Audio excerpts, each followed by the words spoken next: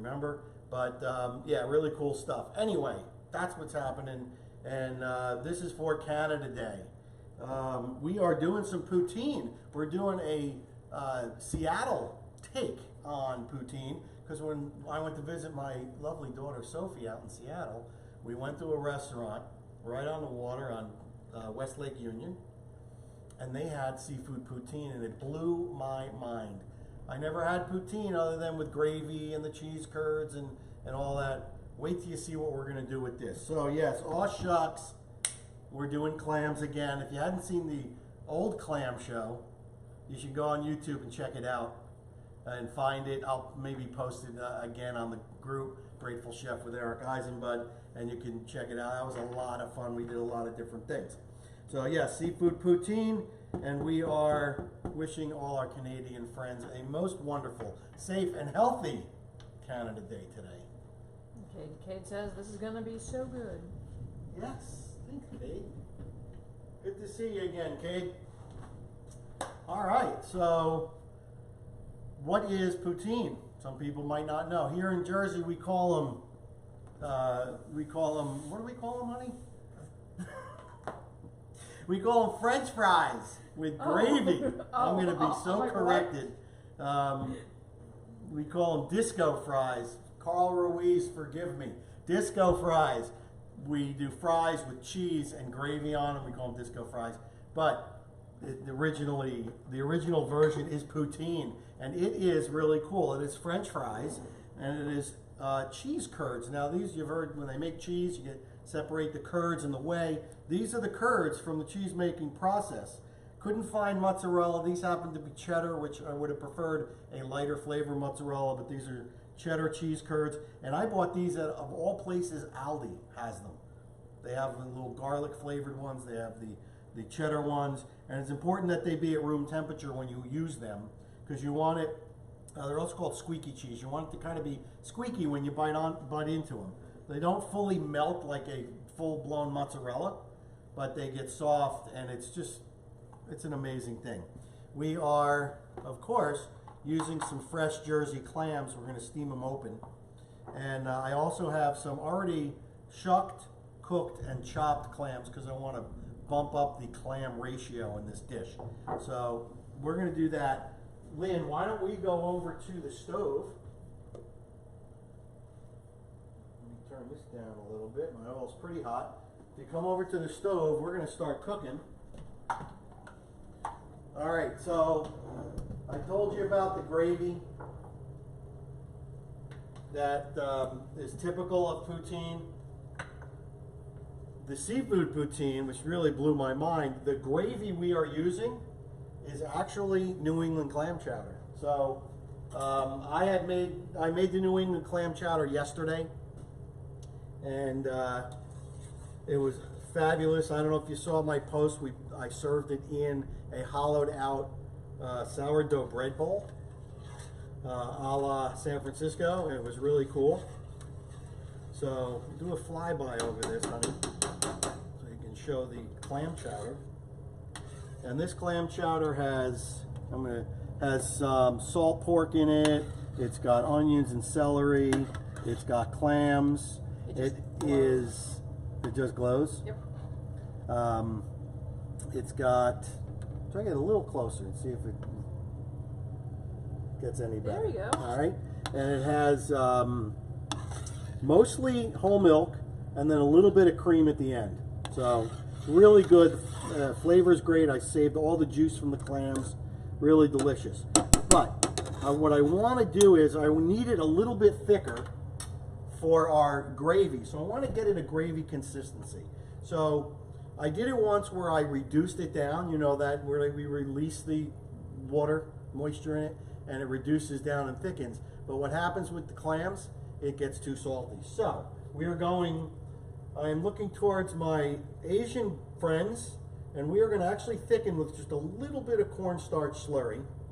And if you remember, when I do the slurry, it's equal parts cornstarch and cold water, and you want to stir it around, because what happens is the water separates. So you want to stir it, make sure it's all loose.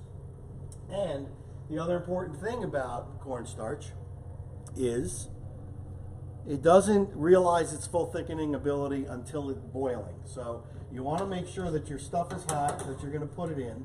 And I'm going to put it in a little bit at a time so we don't over thicken. So I put about half of it in, and I'm going to stir it around, and I'm going to let it come to a simmer. Like so. Is a little bit of light any good? No. Whoa. Yeah, the camera doesn't do well with white stuff. So we gotta work on that. So let me bring this up to a quick simmer. And as you're doing that, Cade was saying that he had a friend from Canada send him a bunch of cheddar curds. So he's really looking forward to doing the homemade poutine. Yeah. And they're hard to find down there in Louisiana. For sure. All right, so what I'm going to do is, while this is coming to a little bit of a simmer, I've got another pot here with just simply boiling water. I'm going to put my clams in because I want them to steam open. I've got about a dozen real small little necks.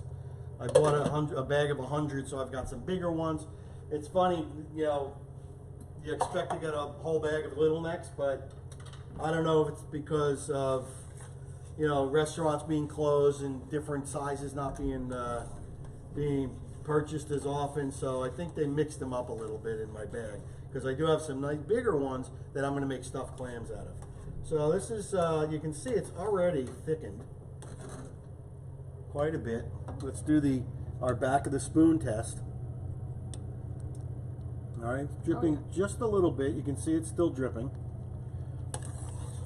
So I'm going to add the rest of my cornstarch. And that should do it. You just need a thick enough gravy texture. And Jay Judge says, yum. Yummy. What could be bad about this, Jay? You see when we put it together. All right. So that has gotten thick. I'm going to let it thicken a little bit more. And now in the meantime, we're going to our fryer. And I have already, you guys have seen me do my twice cooked fries, where I hand cut the fries into water. I let them sit in water for about an hour, drain them off, let them dry off, and then I fry them at a low temperature. I think I did 225 I fried them at, just to soften them up. And then we're going back and we're going to do a much higher temperature to get that crispy outside. Yep, so those are steaming away. That's perfect. And we want this is starting to bloop and blop. Make a little bit of a mess. So that's what we've got. Holding a line. You can see, much better. I'm going to turn this off.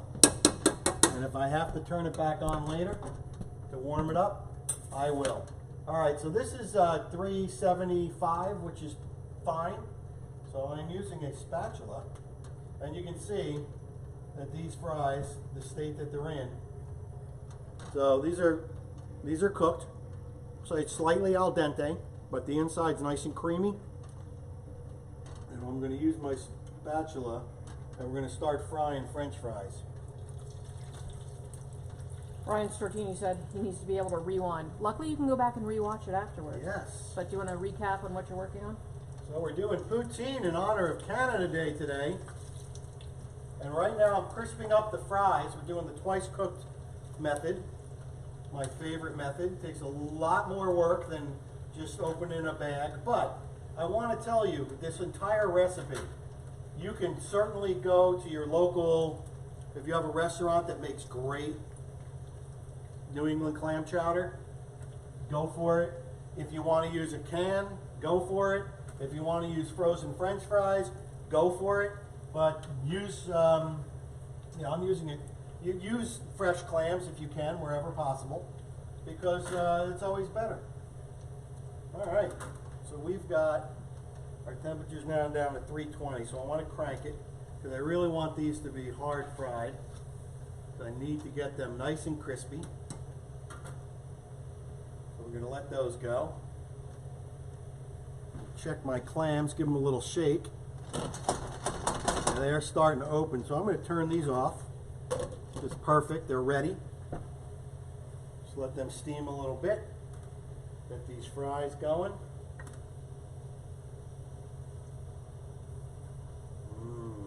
Who doesn't love homemade fries? Killer. So the reason when I cut the fries, I put them in water because you want to release some of that extra starch. So once I have them soaking in the water for, like I said, an hour or so, you don't just pour them out. You want to lift them from the water, leaving that extra starch in the bowl. And then I put them on a sheet pan. I put them in the refrigerator, let them dry out a little bit, and then I just took them out right before we went live. And again, the first fry was at about 250, just to soften the inside, and then the second fry here is at 375, and you want to now get them nice and golden brown and delicious. Okay, so Gary started off, actually asked, are you doing double fry? And then this is Belgian style, yes. You answered right as he was typing, and he Nice. said, "Hi, I knew it," and hi guys. Hey Gary. Myron says, "Happy Canada Day," and Scott Quigley is asking, "What kind of oil are you using to fry?"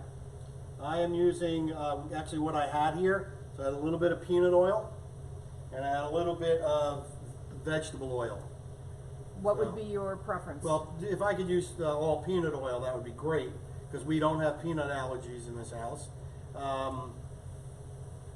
But yeah, that's what I'm using. Peanut oil, mostly. Look at that. Just want to make sure that they separate without breaking them up.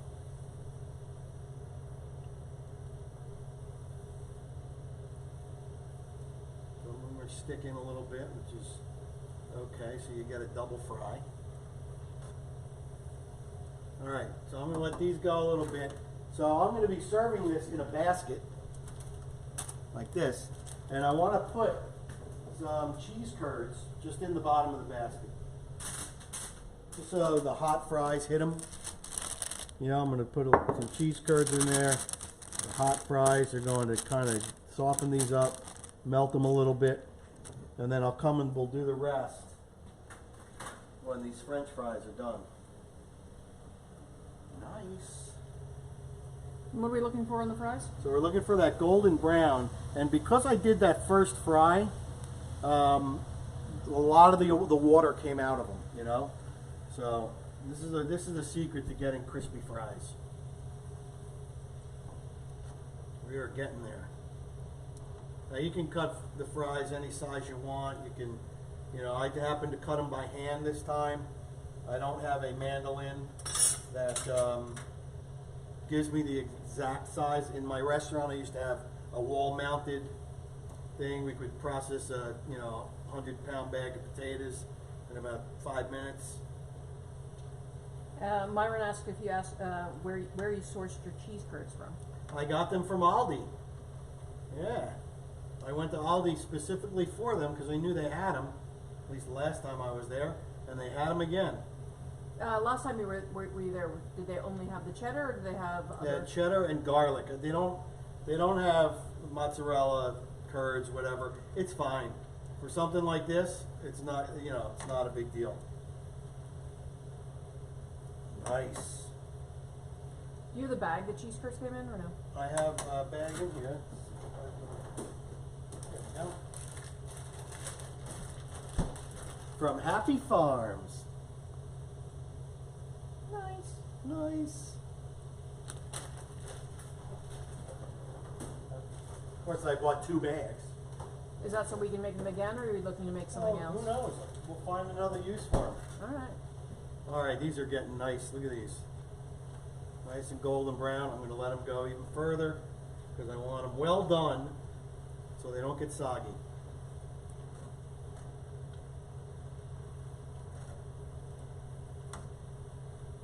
And I'm going to put a little heat back on my clam chowder. That's hot. Ooh, you foul. I'll just hold it lower. Yeah. All right. Your fries are done. Almost. They're getting there. Alright, so what I want to do is, I'm just going to put a tiny bit of, try and get just the liquid onto the cheese curds, just to give them a little head start. Just like that.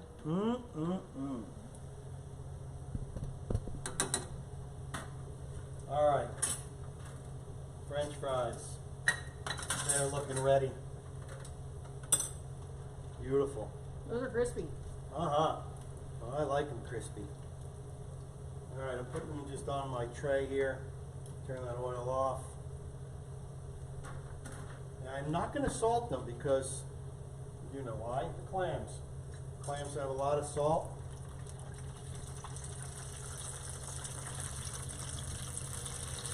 Using my fish spatula. God, these look good, huh?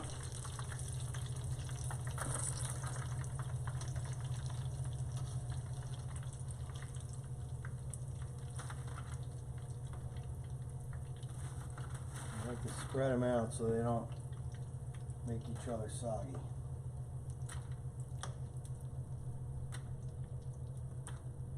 Don't waste any fries. No. All right. Here we go. Let's go back to the cutting board with our fries. We're going to very quickly, before we go, add the cooked chopped clams to the clam chowder. We're going to up the clam ratio.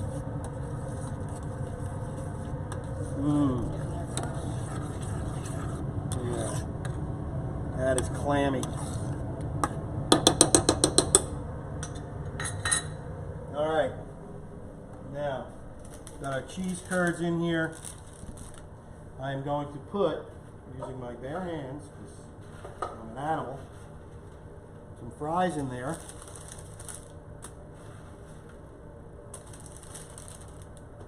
I am going to put a little bit of our clam chowder dotted in.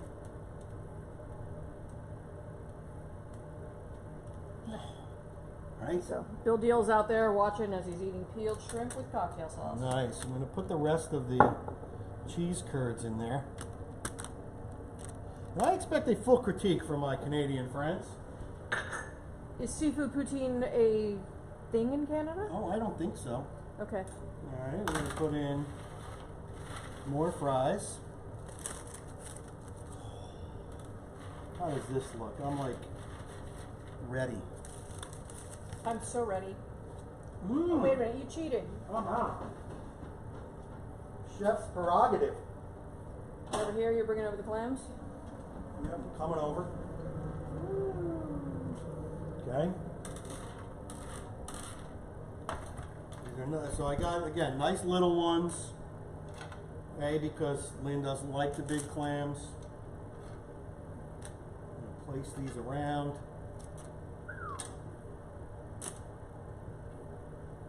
Beautiful.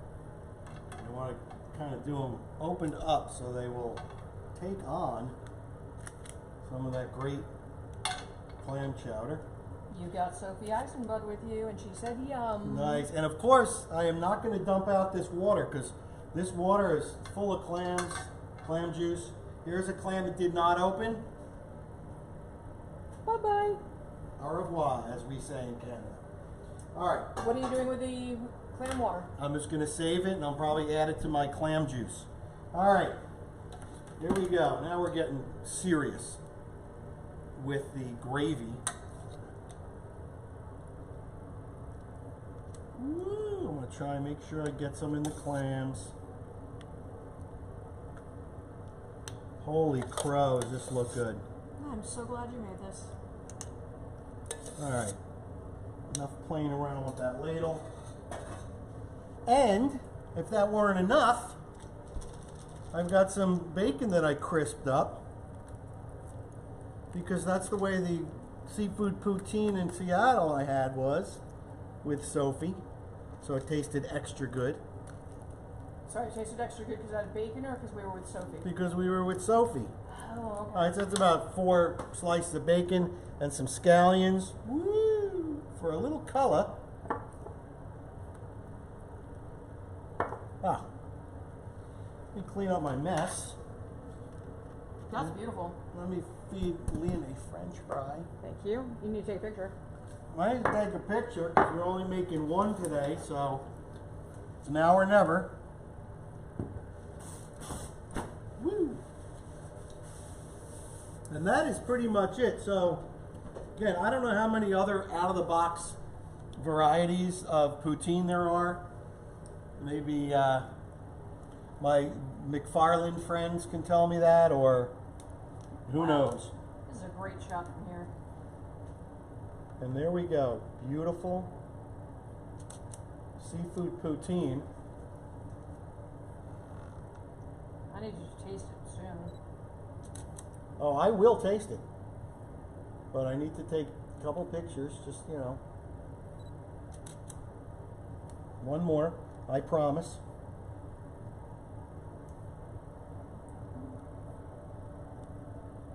Close up. All right. Alright, Now. time to taste. Yes. Fork. All right. I'm so excited. Woo! All right, this guy has my name on it. See now, you got, let me get a cheese curd. If I could find one. I buried them. There's one. So you can see the cheese is a little bit stringy. You couldn't wait. Mm. Really good. Eat this clam.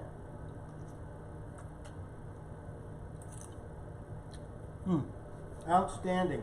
So, doesn't need salt, but it definitely needs a little bit of pepper.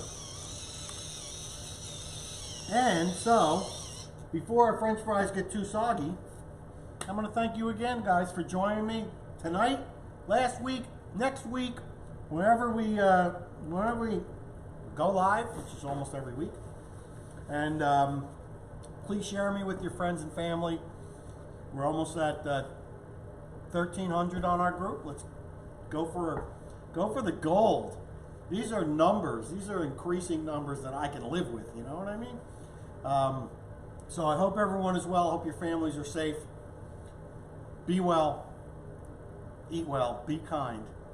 And I'll see you on the next Grateful Chef video. Peace.